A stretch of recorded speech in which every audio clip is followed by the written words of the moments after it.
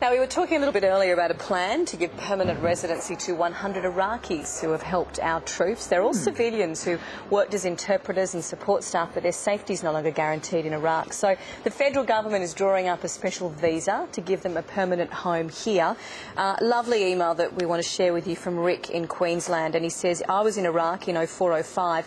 The interpreters we had were always in danger. Of the 15 we had, we lost 4, although no one can prove that they were murdered. The remaining ones said they were. Interpreters live a double life, unable to acknowledge to anyone other than their immediate family what their true employment was. They were very, very brave and should be given an opportunity to have a safe life. So thanks, Rick, that for sums that. it up. Doesn't Yeah, it? too right. Doing it. Shouldn't even think twice about it. Now, a quick programming note. There's some real star power tomorrow on the show. We're looking forward to welcoming KD Lang back to Brecky Central. Last time she was here, she was magic. She performs 2 songs in an exclusive appearance. And we reveal Australia's entrant for Miss World, who's set for a crowning achievement. That's all ahead Thursday on Sunrise. Is she coming in? Yes, apparently she is, Brett. Excellent. Oh, You look after her? chaperone her? I'd be more than happy to roll out the Oh, red that's carpet. tremendous. What a nice thing. And you're going to Miss Katie Lang. Yeah. Yes, I'm off for a short break for a couple of days, so I'll see you Monday. Dirty long weekend. No, Go girl. You and Andrew. I'm off for a you taking the kids? long weekend. The kids, no, I'm not coming. Oh. You going somewhere romantic? You know what? Let's get the hell out of here, okay? If you see Matt with Andrew over the next 4 days, and no kids, leave just it alone. say g'day. Yeah, good Stop luck. them in conversation. Yeah, come back to my place for a cup of tea. If they're holding hands, so you shouldn't be doing that. You're married. Oh, leave them alone. Good luck. I Have a don't lovely think they'll be weekend. out and about very much. Bye. It's really hard to go and leave you. See you next Monday. Bye. We'll see you tomorrow over to Larry and Kylie for the morning show. Bye. I don't think there'll be any sightings of them. Oh, I don't think you'll be seeing them. Just the do not they're disturb very sign, you outdoor people. Yeah. All right, guys, thank you very much. Good morning, everybody. Thanks for joining us. It's been a sad 24 hours for Ballina. This time yesterday, we heard the news a teenager had died from a shark attack. Today, how his family and friends are coping, and a very serious warning from lifesavers. Also, from best-selling author to prisoner, Jeffrey Archer is on the couch to share the latest chapter in his own story. And talking of writers, later we'll meet the crime reporter behind the book Underbelly, and we'll find out if the underworld still exists in Melbourne.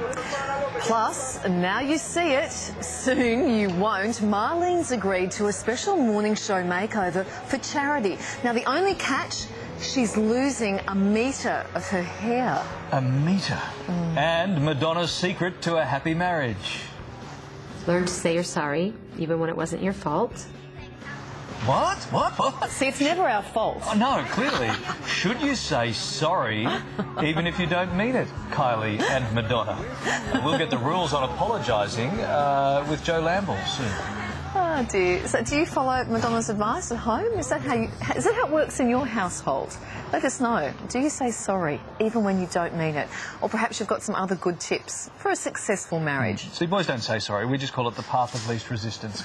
Head to the chat room, yahoo7.com.au/morning. Well, the town of Ballina on the New South Wales North Coast is still grieving. Yesterday morning, a 16-year-old boy was attacked by a shark while he was boogie boarding with a mate. Now, his friend tried to save him, but it was too late. There are regular shark sightings in the area, but this is the first fatal attack in 15 years. With the latest, we're joined by Stephen Lay from Surf Lifesaving Australia. Good morning to you, Stephen. Good morning, Kylie. This story is just so sad, isn't it? Do we know anything more about the young boy? Look, we can tell you that Peter was a 16-year-old boy from Wallingbar, which is sort of an outer suburb of Lismore. He went body surfing or boogie boarding, as Larry mentioned, with his mate Brock. The two boys, about 8:15, were having a great time. And then Brock came into shore and he noticed his mate was in distress. He went out to give him a hand. He indicates that he saw a very large, dark shape in the water close to his friend. He nevertheless continued to help his mate, who was losing consciousness, and he brought him into shore as best he could and raised the alarm, but unfortunately, by the time emergency services arrived, he had passed away. Oh, it's such a tragedy. What comments are we hearing from his parents today? His parents are, from what I can gather, a wonderful family. I haven't met them, but they are well known in the community. They're obviously grieving, but you know, I know they have paid a lot of accolades to young Brock. The school is in mourning, as we know, and the teachers and the staff there have got assemblies this morning and counsellors in at the school to give their students a hand. Yeah, very sad for the entire community. How is Brock, the mate who did such a brave thing yesterday? Yeah. Have we heard how Brock is coping? Look, through our sources, we've passed the message on to Brock that that Surf Lifesaving will do whatever we can to support him. He obviously is having a hard time at the moment, and I know that his family left their home last night to stay with friends. You know, they will be grieving for a long time, and Brock has witnessed what can be nothing described but a horrific accident. And he has played a major part in attempting to save his life. And, you know, he deserves every accolade, and I know he is going to be nominated for bravery awards, and he deserves those in my mind.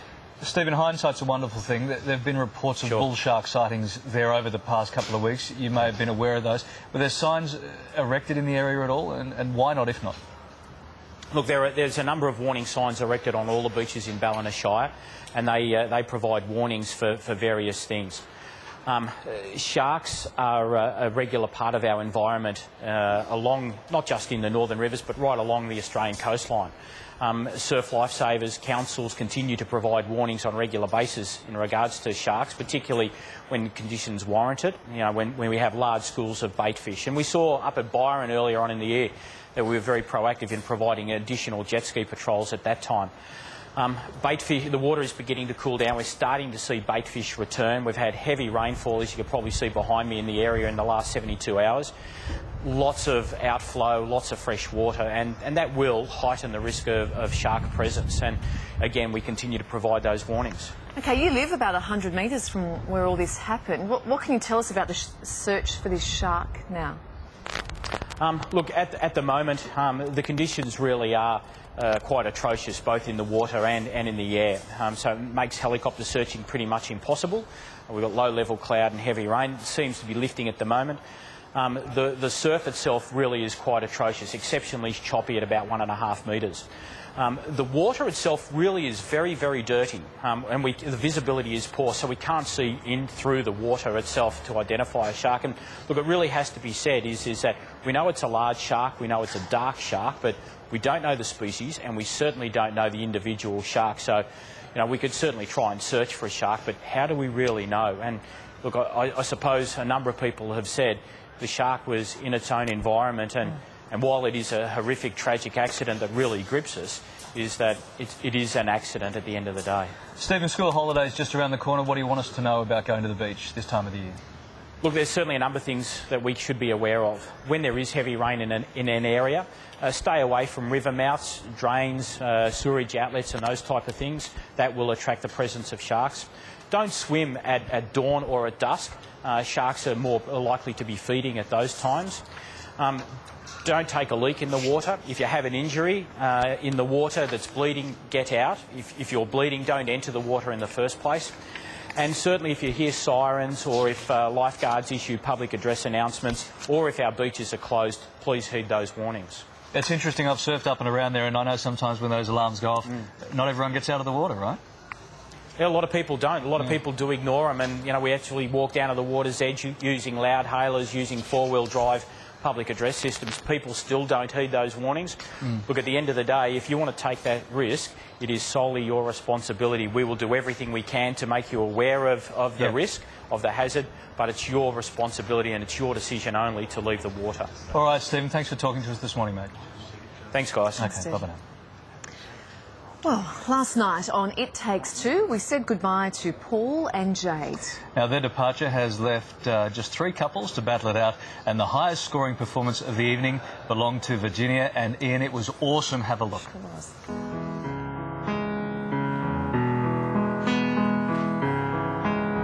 I heard there was a secret chord that David played and it pleased the Lord, but you don't really care